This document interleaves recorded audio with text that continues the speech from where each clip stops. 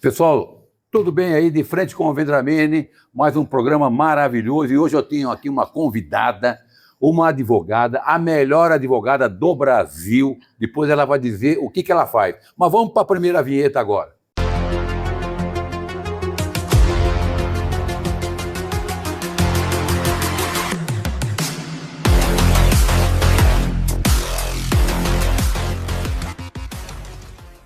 Tudo bem, doutora Jamile? Tudo. Como vai? Já pegando. Tá boazinha? Depois de ter falado tudo aquilo, eu vou ter que tomar uma água, né? Não, mas a Tô senhora brincando. é realmente a melhor advogada que existe aqui no Brasil com relação ao trabalho que você faz. Depois você vai explicar isso para o pessoal. E eu fiquei muito feliz quando eu entrei agora na rede social e eu vi a senhora fazendo um tribunal do júri.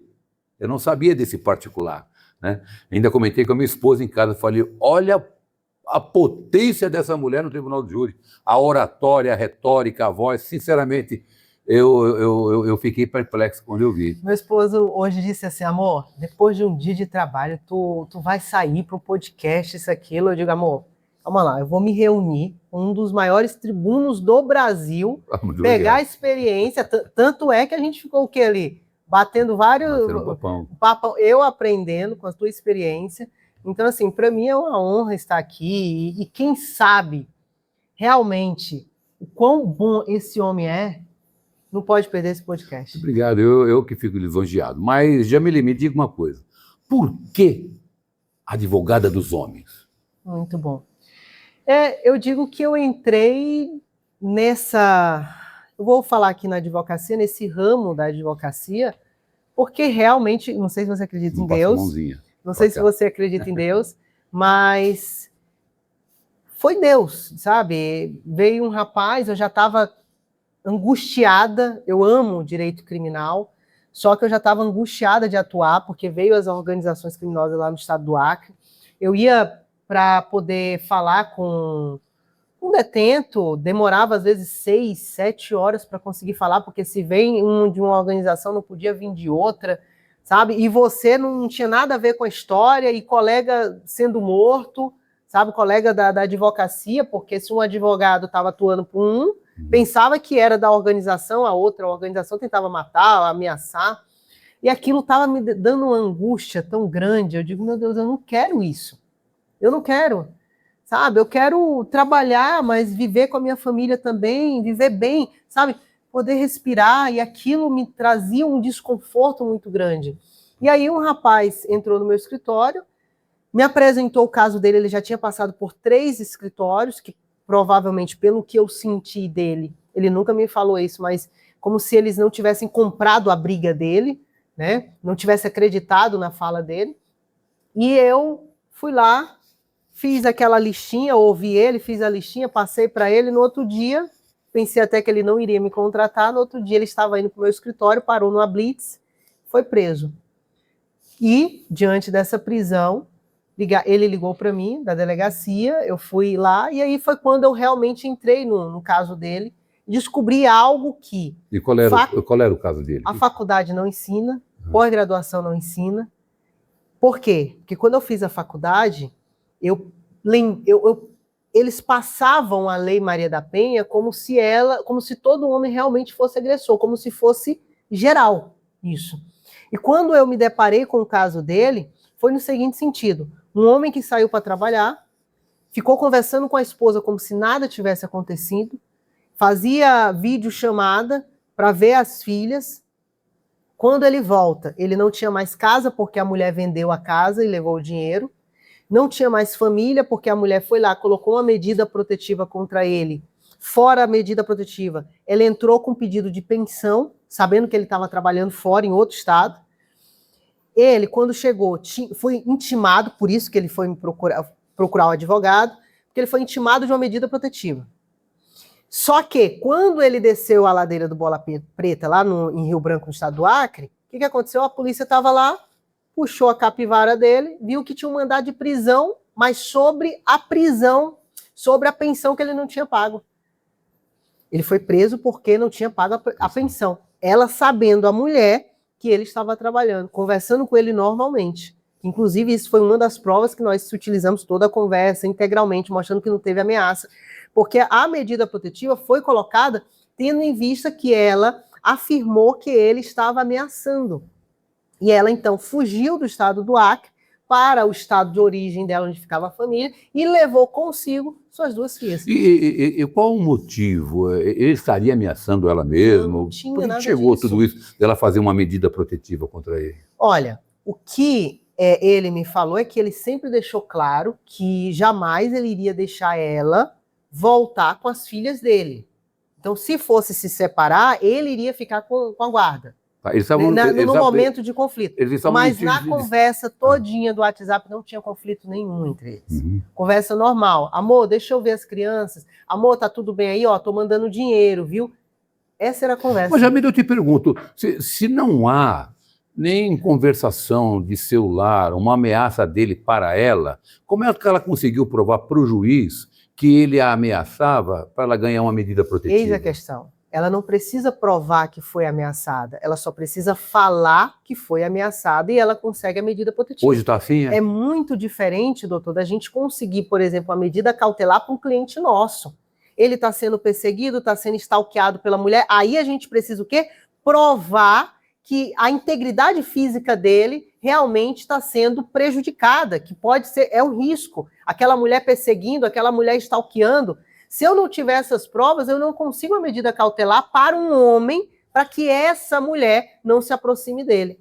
Mas a realidade, quando nós estamos a tratar de uma Lei Maria da Penha, a mulher indo à delegacia, falando, criando uma narrativa, ela consegue a medida protetiva. Basta isso apenas? Basta somente isso. Meu Deus, porque temos um caso agora no Rio de Janeiro. E eu vou aprofundar. Quando termina, porque assim, hoje já é reconhecido, não existe um prazo para a medida protetiva. Só que o juiz, ele precisa mesmo assim dar uma analisada de vez em quando nessa medida protetiva. Quando ele vai analisar, sabe o que ele faz? Ele só precisa ouvi-la para saber se ela sente ainda medo. Se ela sente medo, não precisa de provas novas, nada disso. Não precisa demonstrar que ele não descumpriu medida protetiva nenhuma, é caso de revogação. O juiz pergunta para ela, eu sinto medo ainda. Mantém a medida protetiva. Quem que inventou isso, meu Deus do céu? Veio de Brasília, Na realidade, isso daí foi aplicando, a própria base feminista foi colocando pressão e os juízes começaram a seguir nessa linha. Que absurdo. Quer dizer, então, eu sou casado. Sim. Se minha esposa for na delegacia falar que eu a ameaço, que ela tem medo da minha pessoa, o juiz dá uma medida protetiva e manda eu sair de casa, é isso? Com certeza. Não, tá bem, não, sério, olha, eu sou advogado, mas... E aí, o que acontece? Porque os juízes não analisam com mais calma, porque eles têm medo de colocar o deles na reta. Da imprensa. Porque se a mulher vai lá, diz, eu fui na delegacia, não consegui a medida protetiva, o que vai acontecer com o juiz? Com certeza vai ser representado aí no CNJ, vai ter uma pressão da mídia. Teve um juiz, por exemplo, não sei se tu viu esse caso, que a mulher estava reclamando que não tinha condições de ficar com as crianças, que não tinha condições de manter as crianças, e ela entrou com pedido de pensão para aumentar o valor da pensão. E nessa audiência, e também estava resolvendo questão de guarda, nessa audiência o juiz falou assim, se você não tem condição, por que tu não passa a guarda pro pai? E para de reclamar. Tá reclamando. O que aconteceu com esse juiz? Meu Deus, o quê? Foi representado, tiraram ele da vara específica, foi praticamente linchado, cancelado na internet, simplesmente porque o juiz foi lá e falou a verdade para aquela mulher. Toda hora reclamando dos filhos, então passa a guarda para os pais. O pai em nenhum momento está reclamando aqui. Meu Deus. É isso que acontece. Então, qual é o delegado, qual é a delegada, qual é o juiz que vai colocar o dele na reta? Nossa Eu estou sendo sincera aqui. E olha que eu sou advogada que atua em defesa de homens que são injustiçados. Agora me diga uma coisa, Jamile, lá no Rio de Janeiro, agora uma mulher que acusou de estupro, acho que era deputado federal, vereador, que era da PM, inclusive, esqueci o nome dele, lá no Rio de Janeiro. Eu não estou a fundo, mas... Agora ela foi em juízo e disse que tudo que ela falou não era verdadeiro. Ele perdeu o cargo eletivo dele. Do Gabriel. Do Gabriel. Ele perdeu o cargo político dele, ficou preso, não é isso? Ela acusou ele de estupro, de agressão, uma série de coisas. Ela foi agora em juízo e disse o seguinte, que tudo aquilo foi invenção dela. Como é que fica essa situação? Ele vai ser absolvido? Como é que fica? Se nós estamos falando de um crime... Agora vale a palavra dela dizendo que ele não praticou aquilo, que foi invenção dela? Pois é, tem que ver o que o Ministério Público vai fazer, viu? Porque provavelmente, diante de uma situação como essa, o Ministério Público com certeza vai entrar contra ela por denunciação caluniosa. Sim, ela pega uma denunciação caluniosa aqui. Vou te trazer um exemplo. Esse caso aí tá bem na mídia, mas eu não consigo te responder como é que tá a situação, porque eu não estou por dentro. Mas lembra do advogado, Dr. João Neto? Sim. Dr. João Neto, o que ele fez? Ele foi acusado, inclusive foi condenado em menos de 4 meses, se não falte a memória, coisa que eu nunca vi no Brasil, nunca vi. Um inquérito policial, a instrução e havendo a sentença em menos de 4 meses. Absurdo isso. Mostra que houve perseguição na minha visão, e eu posso falar porque eu tenho liberdade de expressão para isso. Só que aí, depois de um tempo, ele aparece, inclusive ela fez um relato, dizendo que ela fez aquilo porque ela estava, não vou saber exatamente a fala dela, mas ela estava como... estado emocional. Em um estado emocional comovida, e que acabou fazendo essa acusação, porque o pessoal começaram a colocar um pouco de pressão, o pessoal se aproveitaram dela, mais ou menos nesse sentido. Só que, perceba que nós estamos tratando de quê? De uma falsa acusação. Uma falsa acusação. Mesmo assim, tem uma dificuldade, depois que acontece todo esse trâmite, do juiz, do Ministério Público aceitar. Lembrei de um outro caso lá do escritório, uma revisão criminal, onde a menina, nós estamos falando de uma enteada, ela que acusou o padrasto de ter abusado sexualmente dela. O que aconteceu? Depois de anos, mas ainda não tinha saído tinha saído a sentença, mas ainda não tinha saído... O trânsito julgado? Não, já tinha saído o trânsito julgado.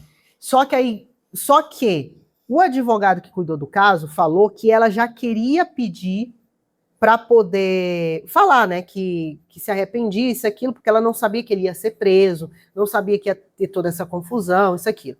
Só que naquele momento, diz o advogado que estava complicado dele se utilizar dessa prova. A história é mais ou menos essa. Só sei que deu o trânsito em julgado, aí me procurar. Eu entrei com uma ação de justificação criminal. Nessa ação de justificação criminal foi o quê? Foi para que ela fosse ouvida novamente, para fazer uma antecipação de prova, para aí sim preparar um processo para uma revisão criminal. Então esse foi o objetivo. E aí, inacreditavelmente, nesse processo, o Ministério Público se manifestou, recentemente, mês passado, dizendo que não aceitaria, porque agora provavelmente ela está sendo coagida pela família. Eu sabia que vinha isso. Não acabou. Quando foi na quinta-feira, o juiz sentenciou. Negou a ação de justificação, porque disse que não tinha base, aí usou um monte de fundamento. E uma das principais foi utilizando o mesmo argumento do Ministério Público, falando que o que caberia no caso seria a primeira fala dela e não agora, que agora provavelmente ela estava sendo coagida. Pela família. Você acredita? Eles usam isso. Então, assim... Eu queria que acontecesse para a família do juiz, do promotor também. Vamos ver se ele ia aceitar. Ele ia fazer, esse é um caso que nós estamos aqui diante, lá no escritório, exatamente de uma pessoa que se arrependeu posteriormente. Inclusive agora, hoje em dia, ela é maior de idade, essa jovem. Nesse caso do Gabriel, por isso que eu estou falando que a gente tem que ver como é que vai ser o posicionamento do Ministério Público, se vai ser a mesma coisa. Sabe? Engraçado, né? Mas o Ministério Público não é o dono da verdade. Não é o dono. Só que o que eu sempre falo para os meus clientes, quando nós estamos falando de uma revisão criminal, nós estamos praticamente dizendo que o Estado errou. Isso vai caber, inclusive, a indenização contra o Estado. Vai. Né? Então, assim, eles não querem, eles vão fazer de tudo para não aceitar uma revisão criminal, para não aceitar uma ação de justificação criminal, para não aceitar essa prova. Porque olha o trabalho que vai dar. Só que não é culpa de um injustiçado. Como a gente diz, é muito pior ter um homem um dia preso, né, injustiçado, do que nós não termos um processo mesmo completo, isso, aquilo. Então, assim, a gente tem que lutar contra a injustiça. Só que o que a gente vê na prática, quando a gente está em situações como essa do Gabriel, a realidade é um pouco diferente. Eles pensam, raciocinam antes de dar qualquer o pessoal está achando que é só a menina chegar lá, porque ela já é maior de idade agora, né?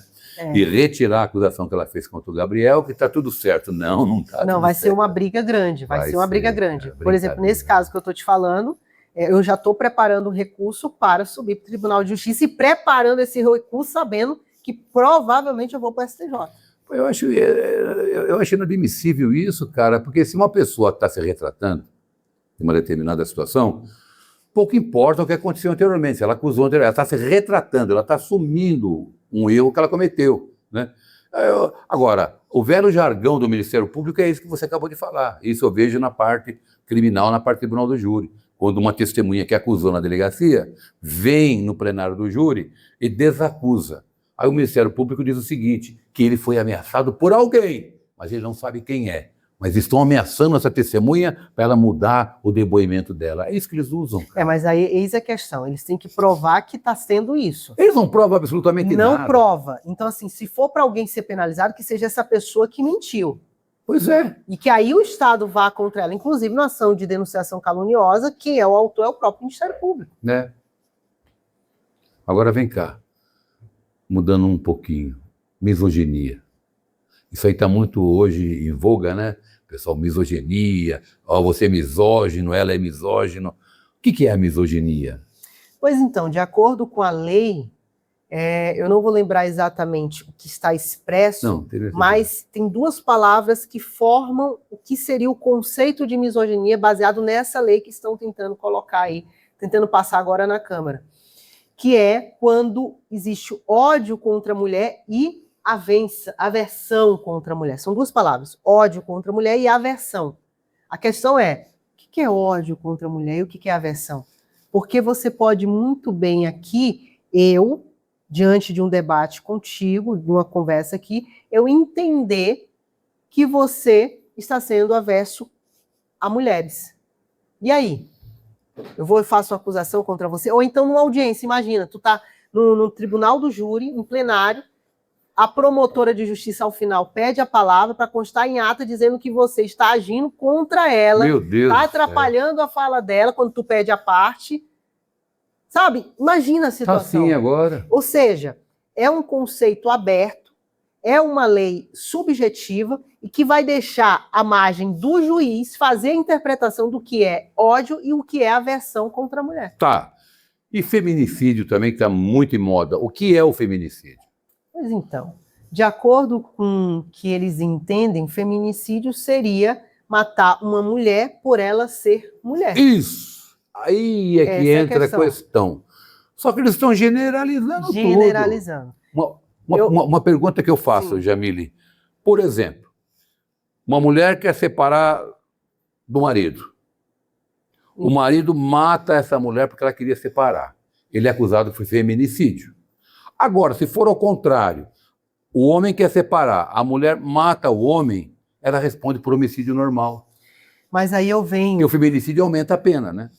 Mas eu vou para a fonte. Preste atenção. Hoje nós não temos nenhuma pesquisa, nenhum levantamento de dados, nenhum estudo sobre quantas mulheres matam os homens.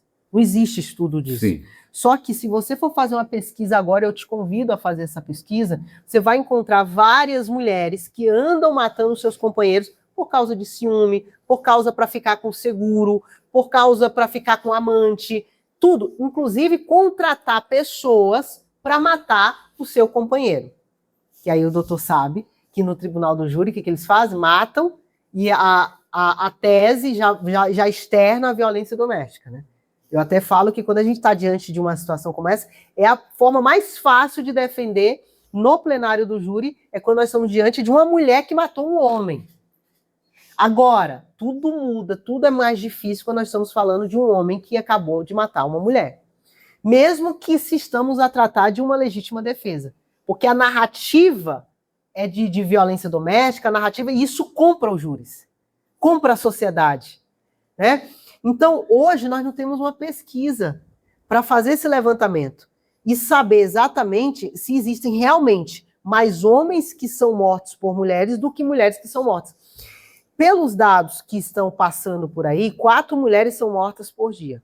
Só que o que a gente precisa entender, que não é passado pela mídia, é que essas mulheres que são mortas, elas podem ser mortas pela própria mãe, pela própria irmã, pela própria companheira, e tudo isso entra no feminicídio. Inclusive a mulher que morreu no seu ambiente doméstico. Entra no feminicídio como se fosse o homem que tivesse feito. E aí feito. é passado pela mídia, 4 mulheres são mortas por dia em caso de feminicídio. Poxa, mas 4 mulheres foram mortas por homens? Não. Bem assim. Só que a mídia não fala a verdade. Não, na realidade, omite informações, né? Não é que não fala a verdade, omite a informação para a sociedade. Porque o feminicídio ele é muito claro, doutora. É matar a mulher pelo seu gênero feminino, por ela ser mulher. Sim. É o homem matar a mulher ou alguém matar a mulher por ela ser mulher, pelo gênero. Não por uma outra atitude, fora isso que seja. Mas eles generalizaram tudo. Eu vou pegar aqui um caso que aconteceu no escritório. Você é pai. E você, por ser pai, você tem um dever legal de quê? Disciplinar seus filhos. Sim. Aí um pai foi lá, descobriu que a filha tinha matado a aula. O que esse pai fez? Ligou para a filha gravou tudo, a filha malandra, gravou tudo. Ai, quando eu falo malandra, dá vontade de falar outras coisas. Viu? Quantos anos a menina? 13 anos. 13 anos. 13 anos. Gravando o pai. Gravando o pai. Aí o pai falou assim, o pai falou um monte de coisa. Sua vagabunda. Você quer o quê? Você está largando a escola para ir andar com esses vagabundos? É isso? Tu quer virar vagabunda? Eu não estou criando vagabunda, não. Eu estou criando mulher de honra, mulher isso. Quando você chegar em casa, eu vou te dar uma surra para você aprender, para você virar mulher. Falou um monte de coisa. Ameaçou levar uma surra. O que a menina fez? Pegou a gravação, mandou para a mãe que era casal separados. Ai. Casal separado, que a gente sabe que se com certeza estivessem juntos não ia acontecer isso, porque a mãe ia dizer assim, tem que disciplinar mesmo ela, porque se não tiver limite vai virar uma vagabunda mesmo. Mas não, isso não aconteceu. O que a mãe fez? Pegou aquela gravação, levou no conselho tutelar. Meu Deus. O que aconteceu? O pai ficou respondendo por maus tratos e pelo crime de ameaça e também por violência psicológica. Maus tratos caiu na denúncia e aí ele seguiu somente pelo crime de ameaça e de violência psicológica. Só que o problema é que quando foi feita a denúncia vinculada à Lei Maria da Penha. Você entendeu? O que a Lei Maria da Penha tem a ver com a história? Porque se fosse um menino que matou a aula, o pai faria a mesma coisa. Não tem nada a ver com a Lei Maria da Penha. Então, uma das nossas linhas de atuação foi justamente essa. Quando saiu as alegações finais, inacreditavelmente, o Ministério Público comprou a nossa ideia, afastando a Lei Maria da Penha, inclusive pedindo para encaminhar os autos para uma vara comum, só que o juiz sentenciou pela Lei Maria da Penha e falando que era competente para julgar o caso. Uma juíza da vara de violência doméstica. Aí, é um exemplo que eu estou te mostrando de generalizar tudo. Você concorda? Você concorda ou discorda de que se fosse um menino, na mesma situação, o pai não agiria da mesma forma? Da mesma forma. Chamaria atenção da mesma forma. Então, para você que é pai, que está me assistindo e é pai de menina, é isso que está acontecendo. Pô, mas a que ponto nós chegamos, cara? A que ponto nós chegamos que um pai e uma mãe não pode chamar a atenção de um filho, cara? A minha mãe, na época, quando eu era pequenininho, quando eu era criança, ela tinha uma varinha de marmelo. Sabe o que é a vara de marmelo? Aquela lá, uma tarrafa, dava na bundinha da gente assim. Sabe, isso naquela época, muitos anos atrás, sabe? Não me traumatizou, não houve problema algum, você entendeu? Eu não sei, hoje parece, sabe o que parece, Jamile? Parece que eles estão querendo destruir a família, acabar com pai, com mãe, acabar com tudo, eles querem destruir a família. O pai e uma mãe têm direito sobre os filhos. Pois é, mas o problema... Obviamente você não vai espancar, você não vai deixar passar fome nem nada, mas você tem que educar, né, meu? Pô. Esses casos que eu estou te falando são casos comuns no meu escritório. A mãe vai lá, pega o filho caiu quando estava com o pai, porque caiu que estava andando de bicicleta, o pai comprou uma bicicleta nova. Ah, não, já é maus trato, já é lesão corporal, já leva no conselho. Tem isso. É todo dia. Tem isso. É todo dia, cheio de mimimi. Faz queixa contra o marido por causa disso. Contra o pai da criança, casais separados. Aí, é toda hora. Quando vê, tá lá o homem tendo que gastar dinheiro com advogado para se defender de uma frescura, sabe? Porque a mãe tá falando que o menino tá com o joelho machucado, ralado, E foi o pai que fez isso com ânimos, com dolo, com vontade de lesionar o filho. Aí o pai tem que gastar dinheiro, Nossa. é humilhado no conselho tutelar, para poder demonstrar que ele comprou a bicicleta e mostra lá a fotinho, o videozinho da criança andando de bicicleta, aí pega a declaração de testemunhas para demonstrar que a criança levou uma queda, foi algo acidental. Que perda de tempo. Perca de tempo. Só que você percebe, é isso que está acontecendo. Só que você percebe que esse pai vai ter que gastar dinheiro que ele não tem, vai ter que perder seu tempo, vai perder sono e vai, inclusive, ficar com medo, vai ficar com receio. Aí sabe o que o pai começa a fazer? Toda vez que pega a criança, ou o pai coloca aqueles óculos que grava tudo para poder já se proteger de uma falsa acusação que a mãe vai criar. Meu Deus. Ou ele coloca aquelas canetinhas, ou tem uns negocinhos que parece botãozinho, sabe? Para filmar tudo. Porque é todo dia falsa acusação. É um saindo de outro. Aí o pai, não aguento mais. A que ponto chegamos? Meu Deus do céu. E pode gerar também um fator do pai começar a abandonar o filho também, não querer ver mais, né? Olha, tem de tudo, viu? Aí não cabe queixa nenhuma se o pai abandonar o filho. Não, mas aí com certeza a mãe se aproveita depois de uns anos para entrar com ação de indenização por abandono material. Material não, abandono emocional. Ah, não, tá brincando. É o que tem. Mesmo ele pagando toda a pensão da criança, tudo direitinho. Pensão é uma coisa, emocional é justamente o pai não se fazer presente. Só que aí o pai tem que demonstrar que não se fazia presente por causa das alienações parentais praticadas pela mãe. Meu Deus. Por causa das tentativas. Toda vez que ele pegava, a mãe ia lá e impedia. Meu Deus, deixa eu ficar no tribunal do júri, pelo amor de Deus. É coisa assim. Eu não falei para vocês que eu estou aqui com uma grande advogada, a melhor do Brasil. É o que ela faz. Eu, olha, sinceramente, parabenizo você, porque eu não faria isso, não, cara. E hoje o escritório ele é dividido tanto na base familiarista como a base criminalista, sabe? E as especialistas de famílias, doutora, pelo amor de Deus, a situação está complicada. Nossa. Sabe? Senhora. E aí o homem está totalmente envolvido emocionalmente, ele não consegue refletir, ele não consegue parar, sabe? As injustiças que vão acontecendo, sabe? Cada vez... Aí o pai, depois de muita luta, diante de uma acusação dessa, o pai consegue a visitação assistida, que ele não é violento? O pai não é violento? Beleza, aí visitação assistida. Ele está lá sendo humilhado, vai lá para ficar 2 horas. E uma pessoa... Alguém da família dela, vigiando, soltando piadinha, e o pai lá. Aí depois de ficar cabeça baixa durante meses, né, seguindo a risca, ele consegue, sem ser visitação assistida. Aí a mãe começa. A mãe começa. Quando não, depois de um tempo, ele consegue a pernoite. No primeiro dia de pernoite, ele já é acusado de ter abusado sexualmente do próprio filho. Meu pai do céu, doutora Jamile. Eu já dou até uma dica aqui. Você é homem, vai pegar sua filha, coloque câmeras em todos os ambientes da sua casa, exceto no banheiro, tá? Sua filha, ela já tem 4, 5 aninhos. Se for separado, né? Casal separado. É porque a confusão é quando é casal separado. Pegue a toalhinha, filha, cadê a roupinha que você vai vestir? Vai pro banheiro sozinha, ela vai tirar a roupinha, a toalha vai ficar dentro do banheiro, ela vai se vestir sozinha. A câmera no quarto para mostrar que ela entrou no banheiro sozinha e já saiu com roupa, para você não sofrer uma falsa acusação de estupro contra a tua própria filha, porque essa é a moda que está surgindo. Tá vendo, pessoal? Tá vendo? A que ponto nós chegamos? Onde é que nós vamos parar?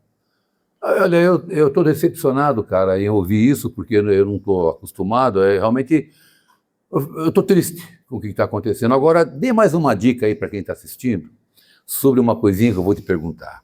Eu tenho certeza que você vai orientar esses homens babão, bobão, mulherengo que tem aí. Hoje disse que tem que se fazer um contrato de namoro. Isso existe? Existe o contrato de namoro, mas... Por que contrato de namoro? Não adianta ter um contrato de namoro e você viver uma união estável, né? Tem um caso que era da nossa família, que o cara, ele se separou, foi morar na casa dos pais, enquanto estava esperando um apartamento ser finalizado, e aí ele conheceu uma moça e apresentava essa moça como namorada. Só que ele passou a conviver na casa dessa moça. Sim. E morar na casa dela. E aí eu cheguei para esse meu esposo. Você Disse assim, olha, amor, alerta o teu amigo que tudo que ele está construindo, pagando o financiamentozinho do apartamento dele, tudo que ele está pagando, ela tem direito a 50% desde o dia que ele pisou na casa dela. Porque eles não estão em um namoro, eles estão numa união estável. Ele, amor, não existe isso. Existe sim. E foi uma luta para eu poder mostrar para o meu esposo, porque a maioria dos homens, eles têm uma mentalidade fechada, achando que só por ele apresentar a mulher como noiva, como namorada, elas só são noiva e namorada. Não é assim. Acabou isso. Acabou isso. Você não precisa morar no mesmo ambiente, na mesma casa, no mesmo lar, que essa sua companheira, essa sua namorada, para ser configurado. Para, que agora eu fiquei cabreiro. Vamos lá. Um casal namorando. Estão namorando já há 1 ano, 2 anos. Moram em casas separadas. Tá. Ela mora com os pais dela, ele mora com os pais dele, certo? Isso. Aí ele compra um terreno. Isso. E levanta ali uma casinha. Isso. Aí, de repente, passa mais 1 ano, depois que ele construiu a casinha, tudo, ele fala para ela, não quero mais namorar você. Diante da realidade que vocês estão vivendo hoje, o que eu indicaria? Fazer o contrato de namoro. Tá, Faz o contrato de namoro. Se ele não fez o contrato de namoro, porque a diferença da união estável para o namoro qualificado, é justamente a intenção de construir família. Então, num contrato de namoro, ele vai deixar bem claro que ele não tem a intenção de construir família com ela. Ele mora na casa dele, ela mora na casa dela, ninguém mantém financeiramente um outro, não são dependentes financeiramente, não cometeram a burrice de adotar cachorro, adotar gato, adotar sei lá qual foi o animal, e dizer que são filhos um do outro, porque essa é a modinha também. Sabe? É cada uma que eu olho assim, eu digo, meu querido, como é que tu adota um cachorro com a mulher? Isso é também uma característica para construir uma família, um dos requisitos. Meu Deus do céu. Então, assim, se ele não cometeu nenhuma dessas burrices, ela não vai conseguir configurar essa união estável. Tem que fazer um contrato. Importante. Importante. É importante. Agora, porque, assim... Vamos supor que não tivesse esse contrato, e tudo isso aconteceu. Tá. Ele construiu a casinha dele, está namorando com ela há 3 anos. Mas essas características que tu tá me passando são características realmente de um namoro, no máximo um namoro qualificado, mas não de união estável. Ela teria Não, ela não teria direito a nada. Nada. Isso, ela não teria direito a nada. Tá. Agora vamos imaginar uma outra situação nesse caso teu. Ele, depois de um tempo, ela tem acesso à casa dele, ele tem acesso à casa, o condomínio. Sim. Ele tem a chave da casa, ela tem o código da casa dele, sabe? Ela, quando precisa, pede dinheiro para ela e ele transfere dinheiro para ela. Eles ainda adotam um cachorro, um gato, sei lá o que for, sabe? E, ou seja, configurou a união estável aqui. Aí, para completar ele, o que ele faz? Ele apresenta para os terceiros que é minha mulher. Aqui, minha mulher, minha esposa não. Minha mulher. Morando separado. Morar separado não precisa mais morar na mesma casa para reconhecer o união estável. Meu pai do céu. E me diga uma coisa então agora. A questão aqui, que a gente precisa só para ficar bem fixo, é constituir família. Se ela demonstrava que ele apresentava para os demais, como se fosse minha mulher, eles tinham essa dependência financeira, eles tinham livre acesso à casa um do outro, preencher os requisitos de união estável, e ainda estão há anos nessa mesma situação. Seria a mesma coisa, por exemplo, que o indivíduo conhece uma moça num baile, em algum lugar, ela mora sozinha e tem filhos, tem 2 filhos, né? Aí, de vez em quando, umas 2 vezes por mês, ele vai lá na residência dela, fica lá à noite, dorme, mantém, né, um contato com ela, tudo mais, e depois ele vai embora. Depois de mais um mês, ele volta novamente lá, né? Bate papo com ela, dorme lá também. Já criou vínculo aí? Já criou vínculo. Só que assim, a gente precisa... E nesse vínculo criado, vamos supor que esse indivíduo, ele tenha bens. Explica aí. Pois é, mas a questão é o seguinte, o que vai fazer a diferença é o fato dele ter acesso livre ao apartamento dela e ela ter acesso livre ao apartamento. O que vocês precisam entender é que namoro é namoro. Tu não tá em união estável com a pessoa. Então a pessoa não tem que ter livre acesso ao teu apartamento, ao teu condomínio, porque perceba, quando eu falo livre acesso, ela vai estar cadastrada como moradora e ele como morador. Isso faz a diferença porque vai ser mais uma prova que ela vai juntar. Não, eles não moravam juntos, porém tinha livre acesso. Tá? Então é isso que faz a diferença. Você tem que estar cadastrado como visitante e ela como visitante porque ela é sua namorada, ela não é sua mulher. ela não mora com você. Tá? Então, são pequenos detalhes que fazem a diferença. Agora, a partir do momento em que for reconhecida a união estável, é a partir daquele momento que foi reconhecido que ela vai ter direito aos bens dele. Se for um apartamento, uma casa, vamos lá, que ele já tinha, não está pagando financiamento de nada, parcela de nada, então ela não tem direito a nada. Exceto, por exemplo, na união, nesse momento, nessa união, nessa casa ele foi lá e construiu uma piscina. Aí ela vai ter direito às benfeitorias que foram realizadas, tá? Então é isso. É a partir do momento da união. Por isso que é muito melhor, se você está vendo que está em um relacionamento sério, é melhor você reconhecer logo a união estável, mora na sua casa, ela mora na sua, e já coloca o regime de separação de bens. Regime de separação de bens, porque isso vai lhe prevenir de muitos problemas. Tá. Existe também a situação de que o indivíduo que frequenta a casa da mulher, ela tem filhos e provam ali a união estável entre eles, né? Dela pedir pensão para os filhos também? Em caso mas aí já é outro processo. Porque ela vai ter que comprovar que ele agia como pai dessa criança e essa criança o via como pai. Tá, então vamos lá. A mulher tem 2 filhos, o indivíduo conheceu essa mulher e foi morar com essa mulher. Tá. Ficou lá 1 ano morando. Aí depois ele quis ir embora. Ela pode entrar com uma ação contra ele de alimentos e também para as crianças? Ela pode até entrar.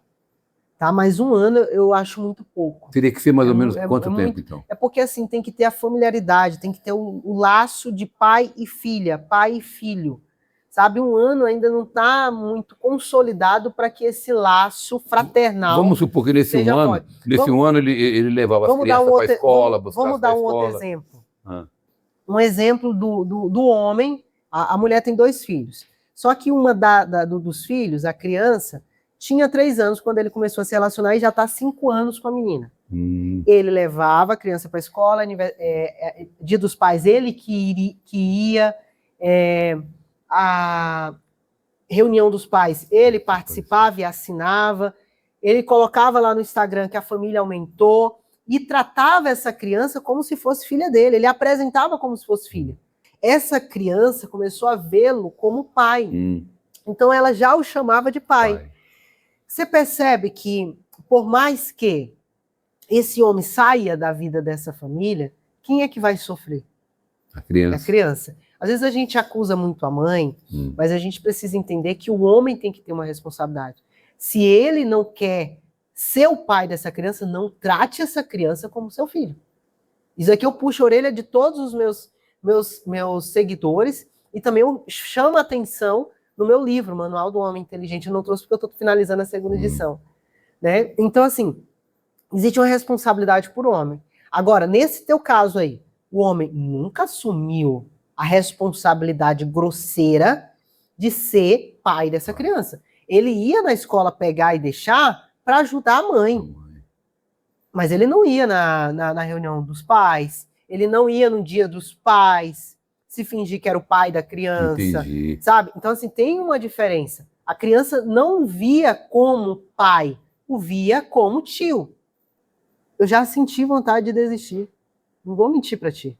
Porque não é brincadeira. Eu estou fazendo justiça, eu sou uma advogada legalista, que eu vou em busca da justiça e em busca de fazer aquilo que é correto. Eu estou no flagrante, eu vou procurar, não, calma lá, mas como foi essa abordagem? Como foi isso? Como foi que vocês conseguiram pegar essa prova? Vocês pediram autorização dele ou não? Já pegaram o celular, já abriram? Calma, nós estamos falando de um vício, de uma prova viciada, a prisão tem que ser relaxada. Então, assim, eu estou lá para fazer o meu trabalho como advogada. Atuo nessa área, igual como doutor especialista em defesa de policiais. É uma área, é um ramo da advocacia, mas pela área que você atua, o que acontece? Você recebe represária, tentam te cancelar, tentam diminuir a tua imagem, a tua honra, a tua pessoa. E eu acho que o doutor já sentiu isso na pele, né? Por atuar exatamente nessa área. Estou sentindo muito, e tudo isso começou nos tempos para cá, né? Porque, que eu costumo dizer, o exemplo ou desexemplo, né, vem lá do Supremo Tribunal Federal. Isso vem de lá. Olha esse delegado de polícia aí que invadiu agora em Goiás aí o escritório da advogada. Né? Totalmente errado, totalmente com uma submetralhadora, invadiu o escritório da advogada, dando voz de prisão em flagrante, ele fala flagrante, né? E ele ainda continua errando, não, porque agora e continua gravando vídeo, se complicando cada vez mais, meu Deus do céu. Mas isso aí vem de lá, por quê? Porque o exemplo que tem hoje, né, de juízes, né, lá do STF é o quê? O juiz, ele é vítima, ele é o investigador, ele é o juiz que julga e ele é o juiz que condena. Isso não existe no direito brasileiro. Isso não existe. Eu venho dizendo isso há muito tempo, Jamil. Eu venho dizendo há muito tempo que eu deixei de respeitar os ditos juristas brasileiros que não têm coragem de se manifestar sobre isso. Aonde estão os ditos juristas brasileiros, os estudiosos brasileiros do direito, para aceitar um absurdo desse que todos se calaram? Inclusive a minha querida Ordem dos Advogados do Brasil.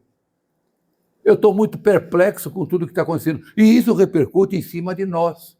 Repercute em cima não só do advogado, como da pessoa que às vezes é acusada de uma situação que poderia ser totalmente diferente se o advogado tivesse as condições mínimas de trabalho como advogado. Eu estou sentindo isso na pele como advogado. Eu digo, eu já estou há muito tempo advogando. E para mim está sendo muito custoso aceitar tudo isso que está acontecendo. Arbitrariedade atrás de arbitrariedade. E nós vamos recorrer a quem, eu pergunto? O que acontece comigo, já aconteceu várias vezes, eu ter problemas no Tribunal do Júri, eu recorrer à Ordem dos Advogados do Brasil aqui de São Paulo e simplesmente me virarem as costas, porque as pessoas são pessoas de nome com quem eu me envolvi. Né? Me envolvi, inclusive, com o ministro Alexandre de Moraes, né? Eu fui multado em R$50 mil de uma situação que aconteceu no júri. Né?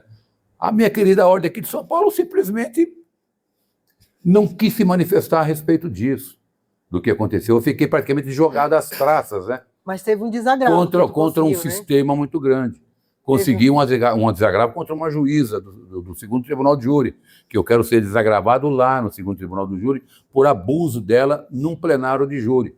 Mas eu consegui isso através da sessão de prerrogativas da OAB, que tinha um grande advogado lá, presidente, já falecido, né, que mataram ele aqui no centro da cidade, e que realmente apuraram a situação a fundo. Né?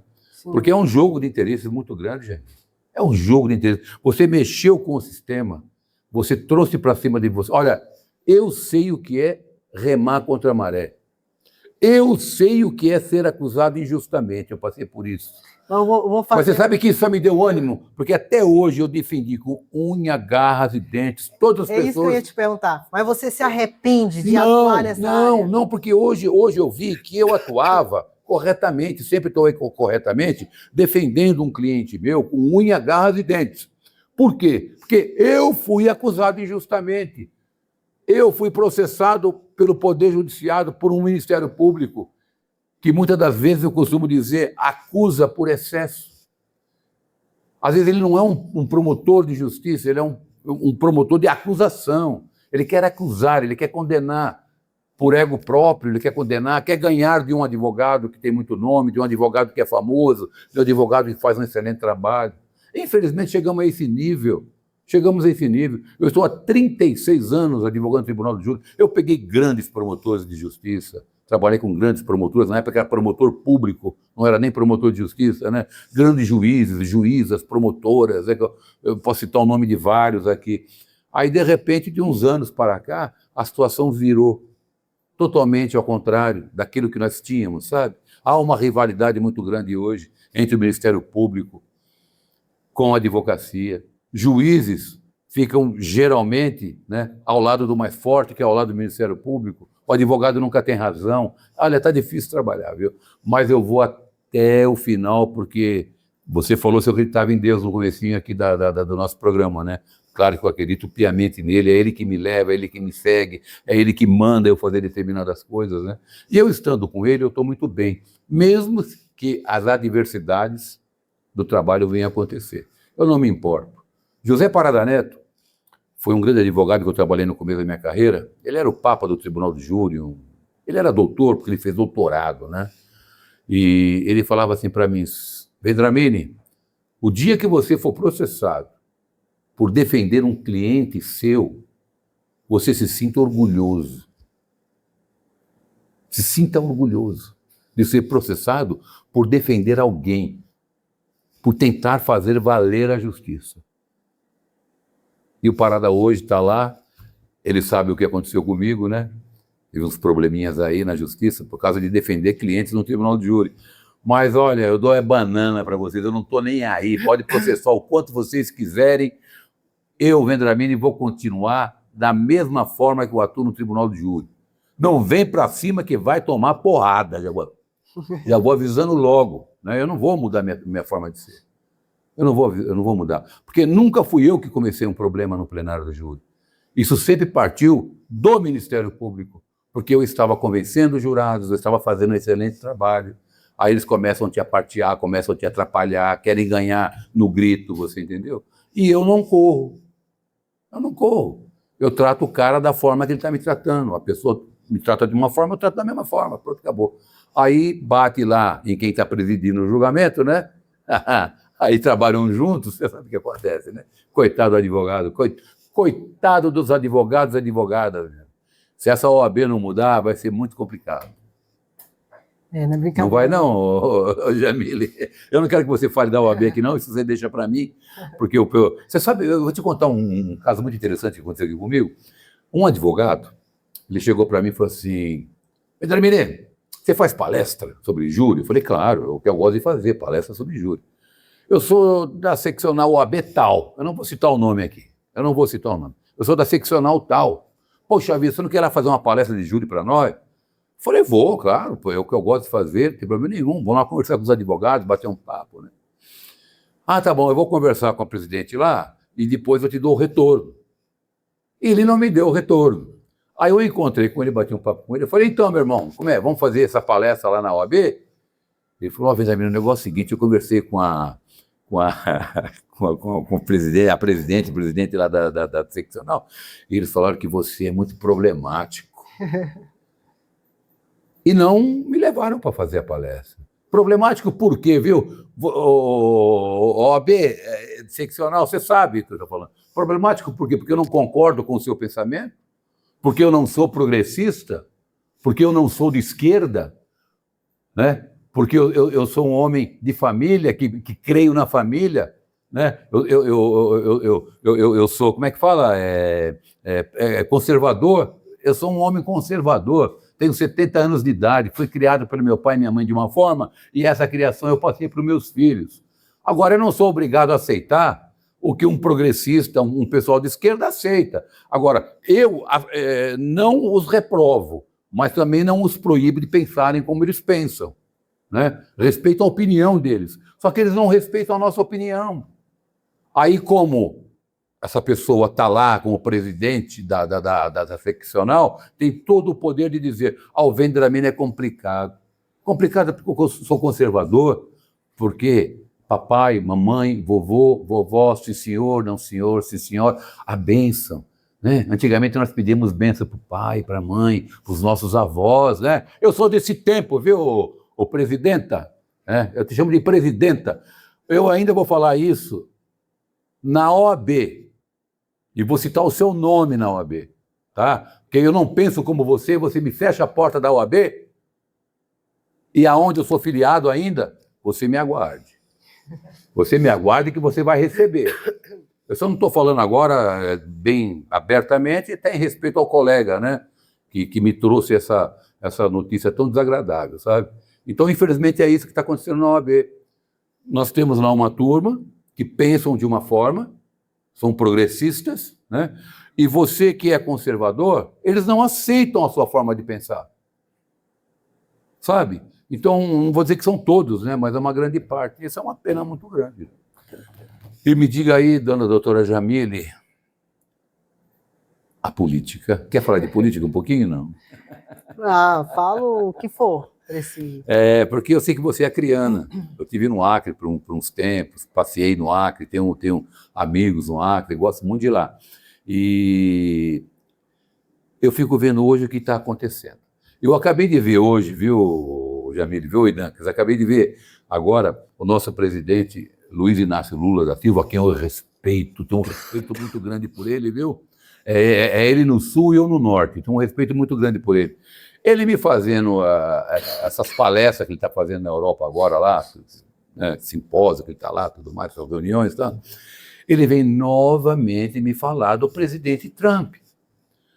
Lula, você vai acabar igual o seu amigo lá da Venezuela, cara. Toma cuidado. Porque ele disse o seguinte, perguntaram para ele, presidente, o que o senhor tem a dizer a respeito do delegado da Polícia Federal, que foi mandado embora dos Estados Unidos, que ele estaria lá manipulando uma investigação Sim. contra uma determinada pessoa, né? Ele falou, nós temos que observar isso aí, vamos ver o que aconteceu, porque se mandar embora sem ele ter feito nada, porque ele não deve ter feito, nós vamos agir da mesma forma aqui com os policiais americanos. Ele está brincando, né? Não está brincando? Como é que nós vamos resolver esse assunto com esse homem, meu Deus do céu? Ah, é complicado, viu? Está complicado demais, é? Está complicado pelo fato de... Eu não falo nem do Lula em si, né? Às vezes a forma, quando você não é político, porque num cargo como esse, você tem que tomar bastante cuidado muita com o que vai cautela falar, no que você vai como falar. vai agir, porque isso é uma consequência que não vai recair só sobre ele. Na realidade, não vai recair sobre ele, vai recair sobre o Brasil, sobre a população brasileira que aqui está, né? Então, assim, para você estar em um cargo como esse, você tem que ser político. Político tem que pensar o que fala, Tem que pensar, tem que jogar os dois lados, realmente... ele tem que ter um jogo de cintura, não é verdade? Não só com o presidente dos Estados Unidos, não, mas eu digo no geral, né? Isso No mesmo. geralzão você tem que ter ali, ter aqui, levar lá, mas não, bater de frente em situações... Agora estava lá na Europa dizendo que Israel está praticando um genocídio nessa guerra. O genocídio é uma palavra muito forte. Ele nem sabe o que é genocídio para falar isso, sabe? Então, é que eu digo, em 2026 agora nós temos eleições, né? E eu venho dizendo às pessoas, votar em quem? Está complicado, né? Está complicado. Vamos votar, mas não pode continuar da forma que está, isso na minha opinião, né? Então vamos ver o que vai acontecer agora em 2026, se o pessoal já abriu um pouquinho os olhos, o pessoal tá pensando em melhorar isso aqui. Até para nós mesmos advogados. Pois é, né? Vamos ver o que vai dar, porque, infelizmente, que na prática, a maioria da população não faz uma pesquisa de quem é o seu deputado, quem é... Tanto é que essa lei da misoginia, o que os deputados fizeram? Preferiram arquivar que eu falo assim, colocar numa gaveta para não resolver esse problema de uma vez por todas.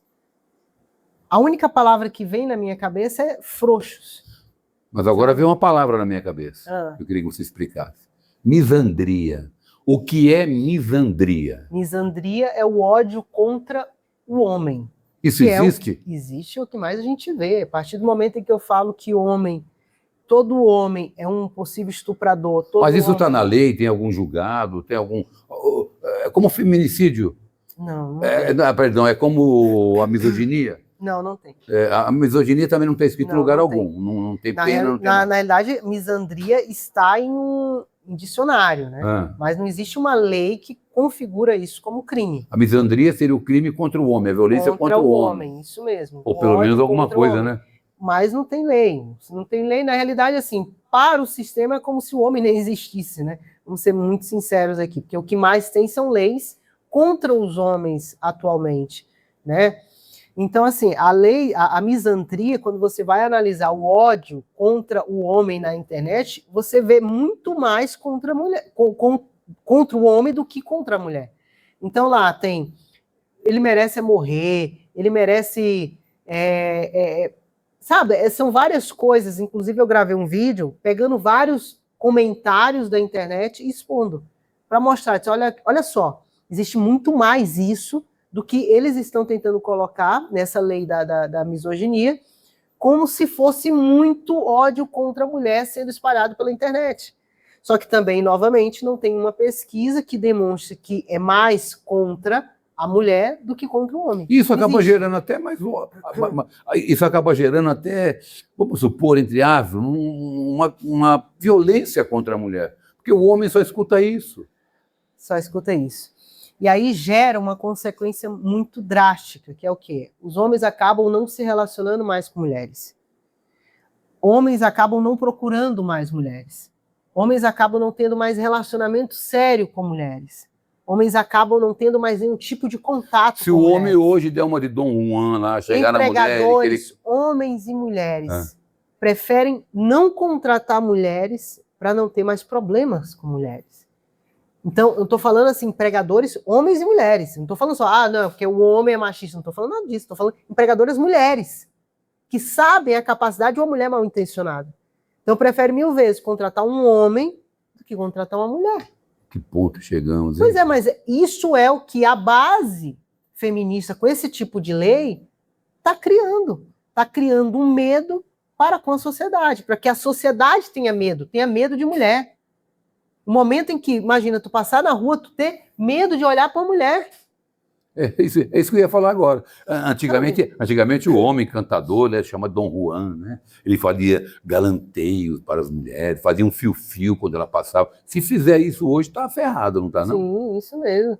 Esse dia eu estava passando no meu celular, tinha um meme, não sei se era meme ou o trend, que é o pessoal chama, a mulher ensinando para outras mulheres como conversar com outro homem. O homem vai chegar e vai pegar na tua cintura. Aí você já tem que ir primeiro para pegar assim, para ele colocar a mão aqui. Sabe? Aí vai aquela setinha Meu verde. Deus do céu. Aí o homem vai tentar dar a mão, aí ela já tem que dar a mão assim, que é para o homem não se aproximar. Entendi. Porque senão vai virar assédio. Gente, é muita frescura. Eu É não muita frescura. sei. Quando eu passo na rua e um homem mexe comigo, eu olho para ele, eu digo, opa, tudo bem? O homem fica envergonhado. Sabe assim? Opa, boa tarde, tudo bem?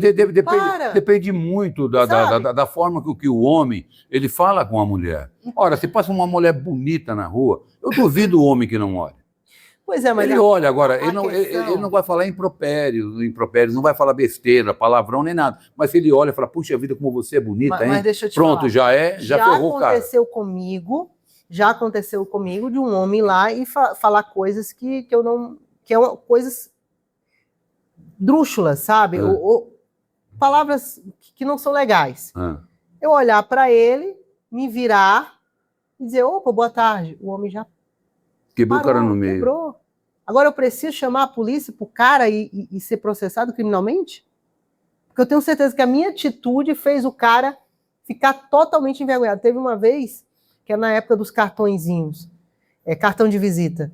Eu saí de um supermercado, tinha 3 homens no canto do supermercado e eles começaram a mexer comigo. Ir lá em casa, isso aqui, isso aqui. Eu fui, estava com a minha bolsa, tirei o meu cartão, era advogada, né? Fui lá, tirei meu cartão e dei para cada um. Disse, opa, boa tarde, meu nome é Jamile, sou advogado, se precisar, pode entrar em contato comigo, tá? Quebrou os caras no meio. Não, meu Deus do céu. Eles, opa, desculpa, doutora, desculpa. Eu digo, não se preocupa não, se precisar, estou à disposição. Foi pronto. Agora, assim, é tanta frescura que está existindo agora. Vem cá, Jamile. E quando a mulher provoca o homem? Quando a mulher provoca, você vai numa academia de ginástica, tudo misto, homem, mulher, tudo mais, né? Tem umas que vão, menina, com uma roupa colã, né? Que aquilo mostra a selva amazônica toda. Aquilo é um negócio terrível, né? Isso não é uma provocação? Mas tem academia que já não está nem aceitando. Se não aceitar, elas processam a academia. Mas processa, só que assim, depende da academia. Agora, o que eu digo para o homem, olha, eu no lugar do homem, eu não olho. Não olha. Como é que você não vai olhar, mas cara? Não olha. Ali é pedir para. É que você não é homem, você não é homem, você não sabe como que é, né, gente? Não, a gente sem querer, a gente olha. Não, mas tem a questão da curiosidade. Não é? Sem querer, olha. Mas tem a questão da curiosidade. Qualquer pessoa. Como é que eu vou dizer pro meu marido não olhar para uma mulher bonita que acabou de passar, se eu mesmo vou olhar porque eu tô achando ela bonita? Nossa, mesmo você passar um homem bonito é igual o Dante. Agora, o que eu tô querendo dizer para todos os homens é que, vou te dar um outro exemplo. Um professor lá no escritório, um cliente, está sendo acusado porque a meninazinha falou que ele olhou com um olhar malicioso. Isso é chute no saco, hein, cara? Perdão. pela palavra aí. Pô, é brincadeira. Sabe? Aí eu tô falando, é brincadeira. É isso que a maioria dos homens, olhou quando me procuram... Olhou com o olhar isso de segundas isso. intenções, é segundas isso? intenções. Então, olha só, tu imagina, você tá passando por... outro caso. Um caso agora, caso real. Eu gosto de sempre trazer casos reais. Esse homem, ele estava passando, a mulher passou e ele fez, assobiou. A mulher foi e chamou a guarda municipal. Quando o homem chegou, aí teve aqueles caras lá que começaram a filmar, né? Sim. E aí o homem falou, disse assim, olha, eu não sabia que agora você não pode assobiar para uma mulher. O homem estava sendo levado em flagrante. E ele estava esculhambando. Eu não quero mais saber de mulher, isso, aquilo. Agora a gente não pode assobiar. Levado em flagrante. Levado qual em flagrante. Crime de... Nesse caso, eles estão querendo configurar tudo como importunação sexual, que na minha visão não existe um crime específico no Brasil para isso. Porque importunação sexual tem que ter o toque. Tá lá na lei, tem que ter o toque. Mas eles estão querendo configurar tudo. O toque foi o olhar. Tudo como importunação sexual. Meu Deus do céu. Sabe? Então, assim, essa é a situação. Então, tu é homem, tu sabe como é que tá. Aí tu sabe que a maioria das mulheres que estão lá na academiazinha, sabe o que elas estão fazendo? Estão te filmando por trás. Aí elas vão lá, agora preocupou, hein? Levanta a bunda, o glúteo, que é justamente para pegar a tua reação para depois te expor na internet. E aí você, como um trouxa, que provavelmente vai ser, se você não segue o meu conselho aqui, você vai ser um que vai ser estampado a tua cara na internet, porque elas estão lá gravando a rotina delas, gravando tudo que tem que gravar, para pegar a reação do pessoal que estão olhando. Coitado de nós, é o que mais a gente vê na internet. E aí você sabe o que está acontecendo, você já me segue nas minhas redes sociais, eu já te exponho tudo o que está acontecendo contra o homem, e você mesmo assim acha que está numa bolha, que isso nunca vai acontecer com você. Mas eu tenho que te falar que você não é especial. Você é um homem como qualquer outro homem. Caramba! Cuidado, hein, gente, na academia aí, viu? Mas é o que está acontecendo. O pessoal vão lá, colocam o celularzinho lá no cantinho e ela começa a fazer as posições para chamar a atenção, porque quer like. Eu já vi isso aí. Like. Tem umas que é em excesso, Pois mesmo. Mas é like. A pessoa vive de like, vive de expor o corpo. Justamente, algumas são garotas de programa. Então elas vivem realmente, tu fala, a mulher vai dessa forma, isso aqui. Mas a grande maioria vão dessa forma para gravar, para expor o corpo para arrumar cliente. É simples. Ou então, colocar, falar, tá todo mundo olhando para mim, tal, esse tipo de coisa. Né? Mas é para gerar like. Porque aí ela tinha até uma mulher que foi expulsa da academia, que ela fazia justamente isso. Ela ia lá, fazia posições bem vulgares, né? Com a roupa vulgar, para chamar a atenção. E aí a reação, por exemplo, tu tá aqui, aí tu faz isso, ó. Aí é o que ela pegava e colocava, entendeu? Filha da mãe, cara. Mas aí o problema é que, tu mesmo já disse, eu já vi isso mesmo. Todo mundo tá vendo, mas continuou olhando. Meu Deus do céu. A minha sorte é que eu vou na academia, eu não olho para ninguém. Eu fico lá fazendo minha ginástica, tal, esse tipo de coisa, porque daqui para frente, pessoal, cuidado com a academia. Não, mas essa tem um outro caso real. Fale para nós aí. Ó, o homem, vamos lá, ele estava aqui fazendo perna, extensora. A mulher estava exatamente aqui na frente dele, fazendo aquele treino assim, eu não vou lembrar o nome, assim, mas ela estava fazendo tudo errado. Tudo errado. Ele terminou o treino dele. O que o bonitão fez? Foi ajudar. Ele foi lá, e a câmera pegou de trás, de trás, a câmera aqui, ó, a câmera estava aqui. E aí pega ela saindo, ele sentando, ele mostrando o exercício, sabe? E aí ele ficava olhando, porque ele estava esperando, acho que era aula de Spinger, que fala, esperando finalizar. Então, essa foi a posição que a câmera pegou, a imagem que a câmera pegou. E vem uma senhora, conversa com ele, fica um tempo com eles, ela todo momento rindo. Nenhum momento teve uma expressão de eu não estou gostando, sabe? Esse homem está sendo invasivo. Não, nada disso. Beleza. Quando passou-se uns 2 meses, esse homem foi para a academia e aí não deixaram ele entrar e entregaram a notificação, falando que ele estava sendo expulso da academia. Não falaram o motivo, não falaram nada. Ele contratou um advogado civilista para entrar com o processo, para descobrir por que ele foi expulso. Porque a academia não informou nada para ele, não deu nenhuma informação.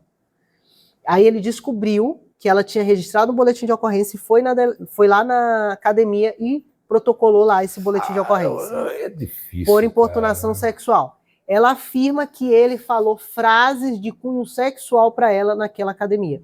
Lembrando, é um homem que está há anos naquela academia saiu de academia de bairro para virar uma rede, ele continuou lá, nunca teve problema nenhum, conhece todo mundo, e agora ele está sendo processado por importunação sexual por causa disso. Meu Deus. E detalhe, até hoje ele não contou para a esposa dele. Como é que ele vai contar para a esposa dele e para a filha dele, que tem quase a mesma idade da menina que está acusando? E aí, tu acha que a tua esposa iria acreditar? Meu Deus, acho que não. Você entendeu? Pessoal, tivemos aqui com a doutora Jamile Venceslau, uma advogada de primeira linha. Quem quiser é só entrar em contato, que a mulher resolve o problema dos homens aí, tá bom? Forte abraço a todos aí e até a próxima.